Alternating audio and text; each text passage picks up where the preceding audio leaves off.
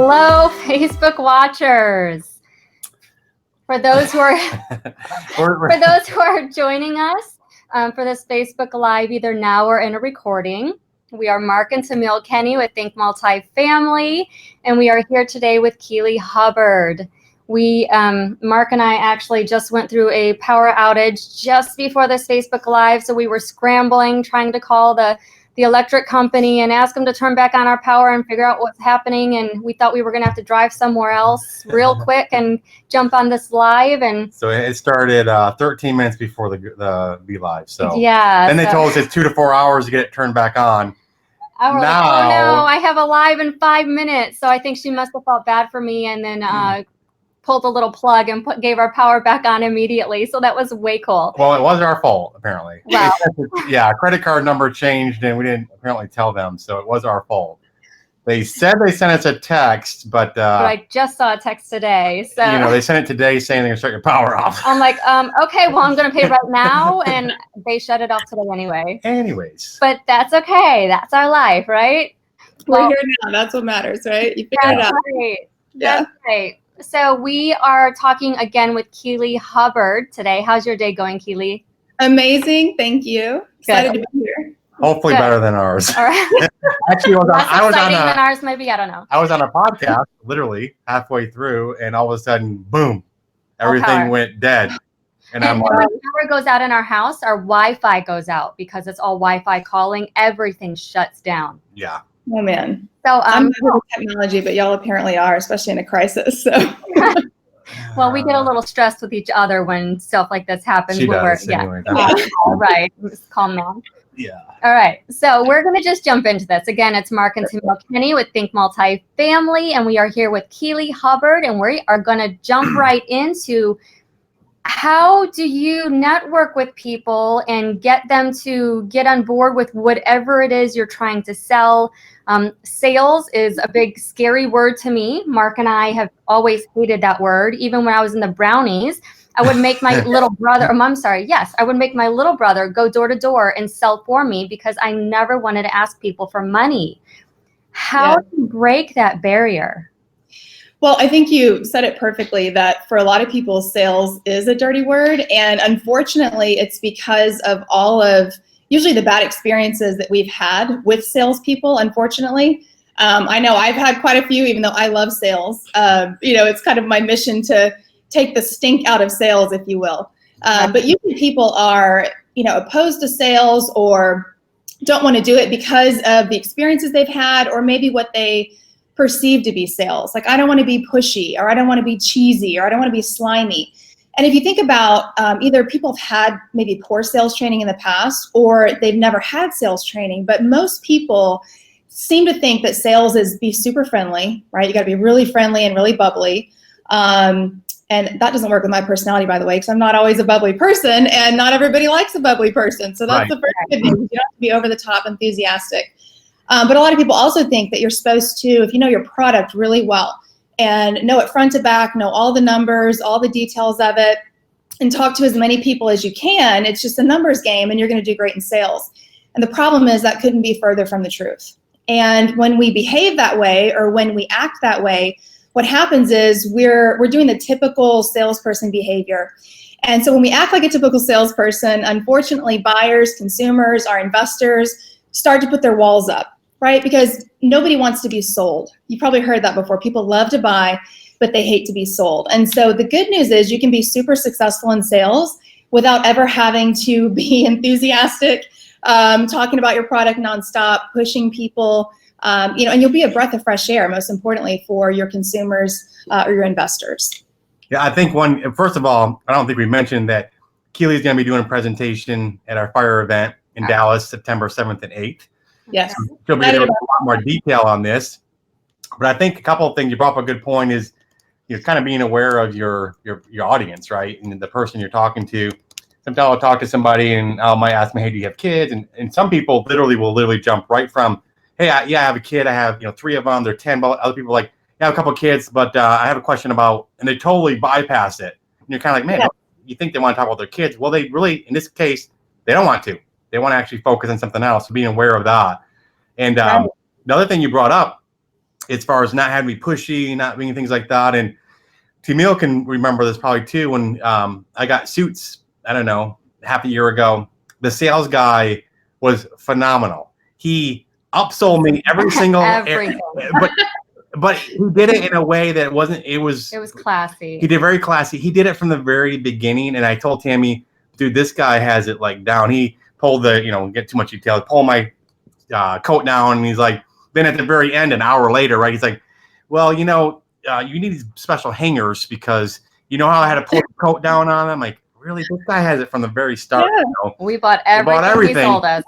But reality is we needed it, or we didn't need it. We wanted it, or needed it. But you can do it, like you said, in a way without being pushy, and people look at somebody else. Look at that person, how successful they are, and they're obnoxious, and they're bipolar, or polarizing, I should say. Polarizing. And you don't have to be that way. Sometimes some people can be bipolar. True. You brought up a great point too, Mark. You said we bought everything because we loved it. People love to buy, but unfortunately, sometimes with salespeople, like we've all had a great sales experience too, and we remember it because unfortunately in the sales world, they're usually few and far between. But we love to buy. But sometimes if you encounter a really bad salesperson, I've done this before. I'm sure you guys have too. But it doesn't matter how much you need the product or how much you want it. You will go out of your way and inconvenience yourself and go somewhere else just so you don't have to deal with the salesperson, right? Or feel like you're being sold. So, when it's done correctly, that's what I mean by turning strangers into repeat investors and raving fans.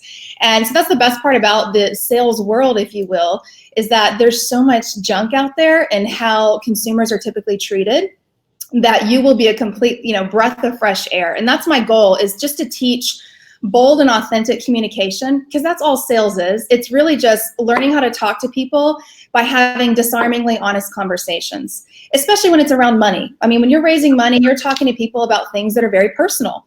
And, some people that maybe you're new to syndication and you're listening to this, or you've been syndicating for a while and you maybe feel kind of some angst when it's time to talk about money.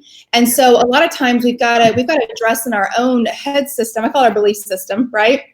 To be able to have these conversations, we've got to have a belief system that supports that it's okay to talk about money. Some salespeople that I work with, they struggle discussing money simply because, it goes back to their childhood. Maybe they were raised in a house where money was never talked about. And so they think that it's a taboo thing. I haven't earned the right to talk to somebody about money. And so a supportive belief system when you're in sales that would help you become really successful is, I'm doing this person a disservice if I don't talk to them about money, if I don't understand where their current investments are and what their investment goals are, how much money they're looking to invest. So it's absolutely okay to talk about money, especially when you've, earned that person's respect and their trust. And that, again, comes from doing the exact opposite of what typical salespeople do. Yeah, you brought up the point, too, about being honest, which I appreciate. I remember I was doing IT consulting, and someone had asked me about being a kind of a technical salesperson, so it's kind of a mixed role. And the guy that I met with said, I know you, Mark, and I think you're a little too honest to be in this role. I'm like, really? Like, what? Yeah, like, what do you want me to do? Lie about stuff? And yeah. So, like you said, it's going to come around if you're not being honest about something. So yeah. And sales is something, I believe this too, that you do for somebody, not something you do to somebody. You really provide a great service. And so you've got to believe that yourself, that if I don't talk to people about what I do, and that, this investment, this real estate deal far exceeds, any returns that they are getting in the stock market, it's safer than what they're getting in the stock market, and I'm truly doing them a disservice if I don't talk about it. You've got to have that belief system, and that makes you comfortable discussing it with people. And so there's lots of easy strategies, easy talk tracks that you can use that'll help you in these conversations. So you go from a networking event and you meet somebody for the first time. And I'm sure, a lot of people listening, and I'm guilty of this too in the past, is having a whole stack of business cards of people that you met, but you never followed up with them.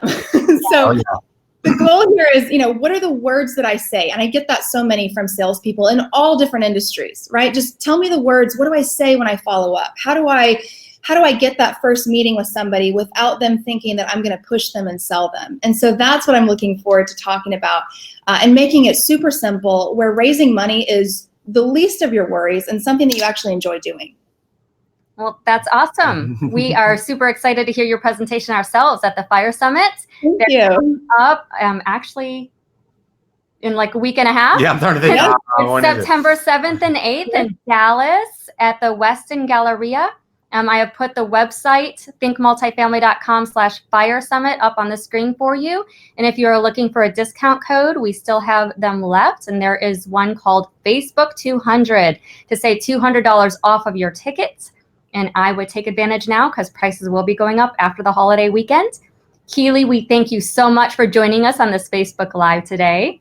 I thank you for having me. It's been fun. I'm looking forward to the summit. If you're watching this and you're attending, can't wait to see you there. If you're watching it and you want to attend, can't wait to see you there as well. It's going to be great. Yeah, no, really, really look forward to it. I know there's people on, so definitely appreciate Greg getting on and Matt, and I think Ronnie was on there, and somebody from San Antonio. Yeah, so a lot of people. Emily said, "Hey, Mark and Tanny, love Maddie." That's her daughter. So doesn't she? They're watching from school? Maybe today. Maybe she's off school. They're watching from Oregon.